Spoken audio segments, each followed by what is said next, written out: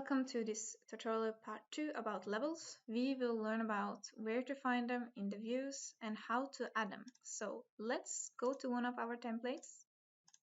We learned in the previous video that we can add them here by going to elevation, and then we will draw some levels. We can put an offset here, and we have made extra level. Automatically from this template we can see that the new level will appear in the floor plan and the structural plan.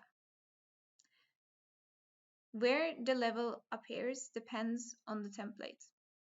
If for some reason we want to add one of the levels into another plan, for example the ceiling plan, or they are missing from one of the other plans, like here we cannot see level 1 in the floor plan nor the structural plan. So then we go to view and plan views, and we have these options here: floor plan, reflective, ceiling plan, and structural plan. So let's start with the floor plan. In the floor plan we can add the missing level. So if you click OK, level 1 will appear in the floor plan folder.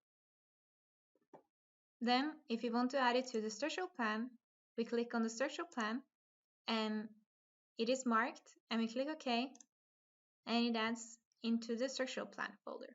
If you for some reason want to add it to the ceiling plan, we can do that as well.